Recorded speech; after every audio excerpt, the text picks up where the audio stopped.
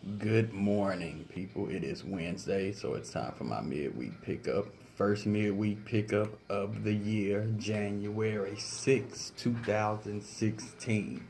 Hope everybody had a fun and safe new year, and I hope that everybody is beginning to get on track and mapping out their plan for this year if it's not already been mapped out.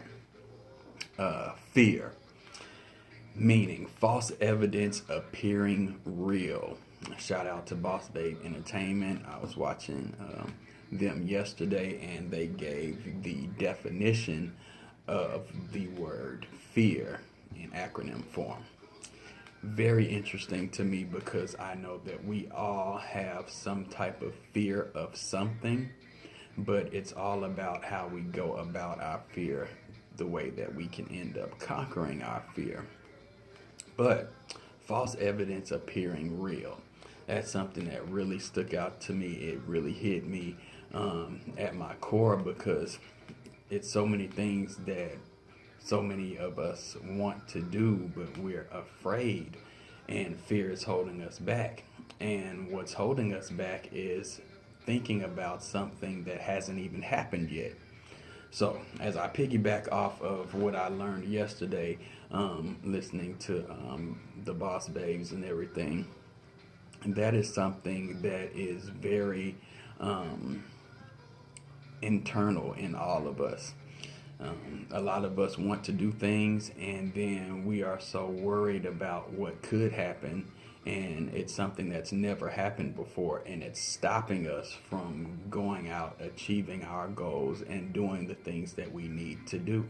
Fear, very real, very evident in our lives. We see it every day. It's certain situations that we steer clear of because of fear. Sometimes it's good to steer clear of those certain situations because it might not be good for you, for your evolution. But when you're trying to get something accomplished, you cannot let something that has not happened yet, that you think may happen, stop you from doing what you want to do. That is called compacting your dreams. That's what I call it. Compacting your dreams because you're already looking to fail. You already think in your mind, I'm not going to be able to do this. I'm scared. So I'm afraid. I'm fearful of whatever I think I want to do because I'm thinking ahead in a negative way and I'm bringing forth something that's never happened. Prime example. I use myself as an example a lot in my midweek pickups, and I do that because, for one, I'm trying to grow, and for two, somebody might be going through the same exact thing in their lifetime. But as I was saying, for one, scared money does not make any money. All of us that are capped and controlled by one income, or we're trapped in a job that we feel like we cannot get away from, even though we have another gift that God has given us, and it's a gift that could be more prosperous than what we're doing every day. That fear, false evidence appearing real, is what's holding us back from getting to where we need to be. It's something that's held me back for the past year and a half. I've always thought that, hey, I have this cushion right here. I'm good. At least I know where my money's going to come from at the beginning of each month because I work for the state. So it's a monthly type thing. But I am minimizing my potential because I'm putting a cap on my income. And that's not what we need to do, period. I'm not saying that, my goal is to be richer beyond all riches and I want to be a billionaire and all this other kind of stuff. I just want to live comfortably. But what I'm doing right now is not living comfortably, it's living stressful.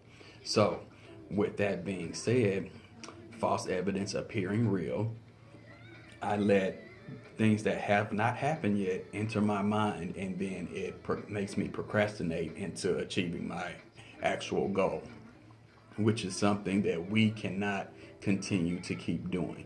Because, for one, We are missing out on things that we could have. We're missing out on capital that we can gain, and we're missing out on spending the time with loved ones that we really should be spending time with. If you really think about it, of course, when you become an entrepreneur, there's going to be a lot of work that you have to put into it, maybe more so than what you're doing at your regular job. But when you're doing something that is actually for you, that's going to make you become bigger, that's going to make your family become safer, that's going to make everything around you more prosperous, why aren't you doing it? I'll tell you why. Because you're letting false evidence appearing real get inside of your head, and it's stopping you from your actual goal. I want to encourage everybody, again, this is the beginning of the year. We have 4 full quarters in front of us. Write down your goals. Make quarterly goals, just like last year. It's almost like deja vu. I'm saying the same things that I said last year. Write down realistic goals each quarter, and do not let fear enter your goal setting. When I say that, I'm saying whatever goals that you meet, make sure that you try and have a clear mind when you're trying to achieve those goals, and you don't let any type of negativity or false evidence appearing real conflict with the goals that you're trying to reach. If you do that, then and only then will you start to become successful, because fear is something that holds you back. When you can break the shackles of fear off of you, that's when everything is going to become more relevant. You can see things start to gear up and get into focus. You can see things around you become completely different than they were before when you were living in fear. False evidence appearing real. I keep saying it because I want you to understand what fear actually is. And you're already, like I said, you're thinking this won't work because of this, or maybe this will not, maybe this will happen and then I can't, pay my mortgage, or I can't pay my car note. You're already setting yourself up for failure. Don't be fearful. False evidence appearing real. With that being said, I go to my next subject, and of course it's worldly things. Always be aware of your surroundings. For some reason, the world seems to be getting worse than getting better. If in my city we have people, and in other cities across the United States, people getting robbed for hoverboards.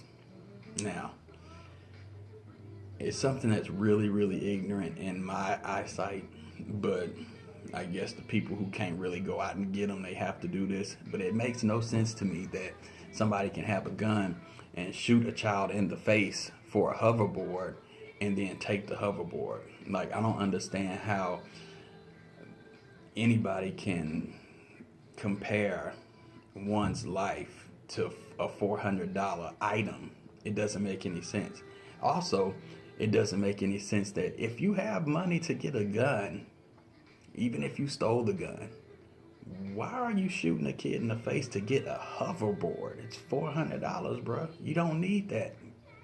You don't have to try and take somebody's life in order to gain something in your life. It's very, very ignorant. And it seems like it just keeps happening no matter what. Another thing, a story came out of Cleveland, Ohio, and a situation happened with a young man, and the mother got on TV and said that LeBron James should have came out and voiced his opinion on the incident, and she's very disappointed that LeBron James didn't come out and say something about what happened. Now, what happened to her son is completely wrong. But I don't understand how people expect celebrities to really make a huge difference on what the world is going to either view or try and change. Because, yeah, LeBron is a figure in Cleveland, a big figure or whatever that people look up to. But nobody's going to get out of jail because LeBron James said, I think this person should get out of jail. Just using that as an example.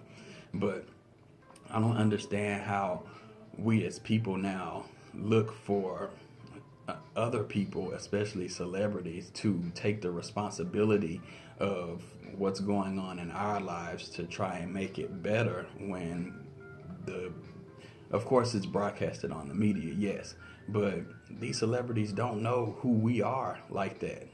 So why would we expect them to come out? Yes, it happened in his city, but why would you have an expectation? Like, why would I think that if something happened to me or my family, why would I automatically expect James Harden or J.J. Watt to come to my defense and be like, hey, whoever did this is wrong. We need to catch this person. And then miraculously, bam, the person is caught or whatever.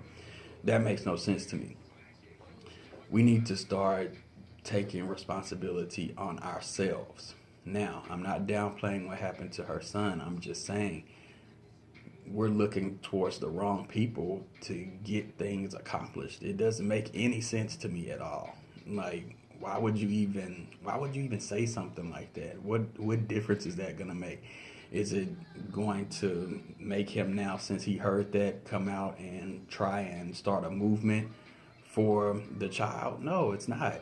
He might start a movement for the child, but it's not his responsibility. So what are you actually looking for? What are you looking to achieve?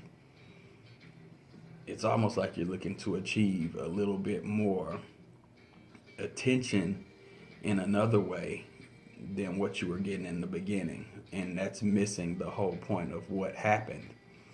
But anyway, as I digress, I would like to wish everybody a happy new year.